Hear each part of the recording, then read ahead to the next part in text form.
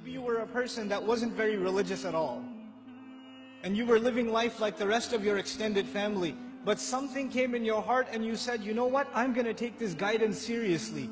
I don't know how it happened. Maybe Allah made it happen through some YouTube video or a friend or however it happened, but you decided to make a change for the better in your life. And when you start changing the behavior in your life, the first people to see a change in you will be your own family. They will notice it.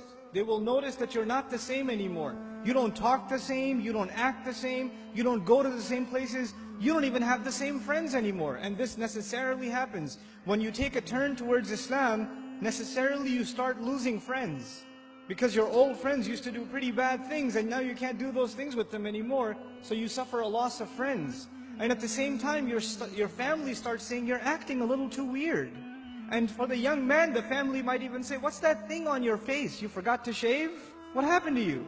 And the girl starts wearing hijab and the family might even be in shock. And this is a Muslim family, mind you. They'll say, take that thing off your head. You're going to go out to the wedding looking like that? I can't sit in the car with you like that. What do you think we are? All of a sudden, you're the Islamic role model? Who died and made you Shaykh?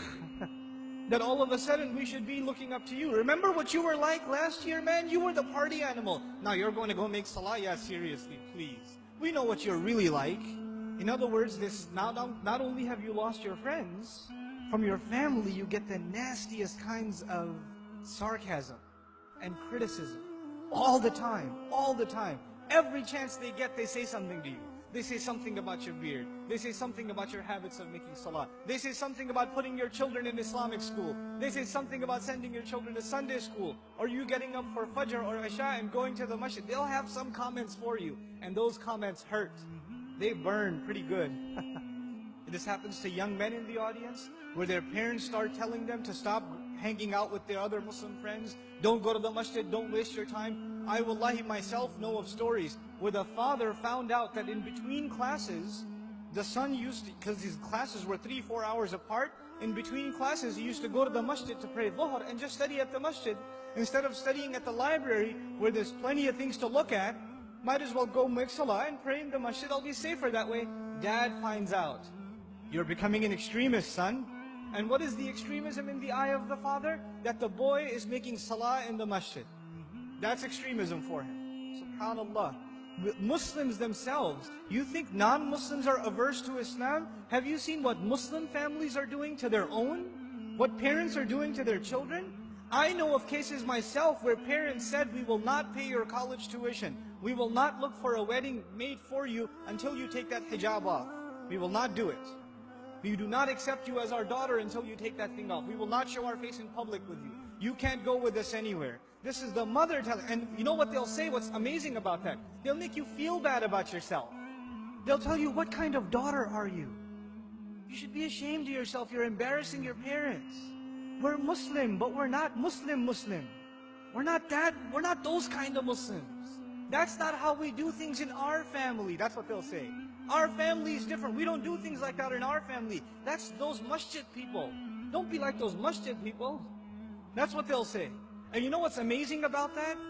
If you look at a portrait of your great-grandparents from back in the day, good old great-grandpa's got a big old beard and you can't even see grandma's face. So who's being true to the family and who's an embarrassment to the family? See, this is Muslim families today.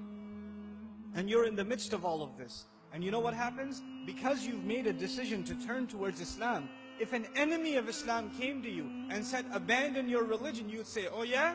I'm going to be even more committed. You would become energized in your zeal for the religion when the enemy attacks Islam. We'd get even more fired up. Muslims get fired up in the craziest of ways. Somebody draws a cartoon about the Messenger ﷺ and Muslims go crazy and they'll burn some other guy's car up or break somebody else because they're really angry. But we get fired up when something happens, something questions the dignity of our religion, even if it makes sense or doesn't make sense. But when your own family comes and says, look, I love you, I'm worried about you, I don't want you to become this way. This is the way of the people who fail out of college, who don't have a career, who have miserable lives.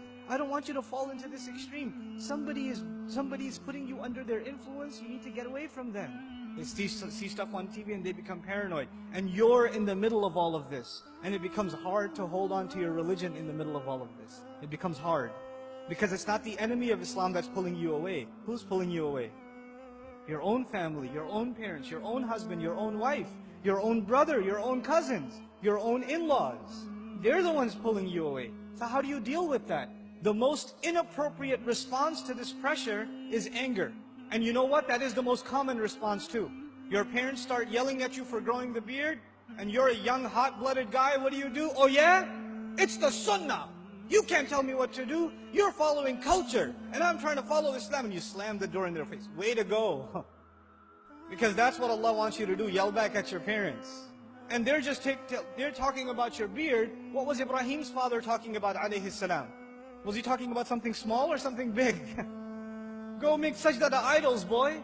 And does he lose his cool? Does he get angry? We have to learn how to be with our parents. Even when they call you away from deen, it doesn't matter if they're Muslim or not.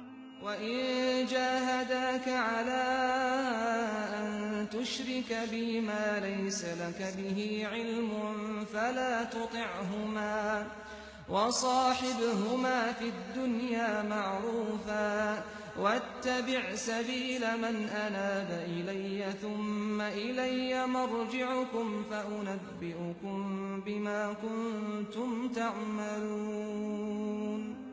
Allah Azza wa Jalla tells us, if they struggle against you to make you follow what they themselves have no knowledge of, don't obey them, while at the same time accompanying them in the most dignified fashion. Obeying them is separate, respecting them is separate. Just because you didn't obey them for the sake of Allah, when it came to matters of halal and haram, or when it came to matter of iman and shirk, or kufr, just because you didn't obey them does not give you the right to get angry at them. You can't.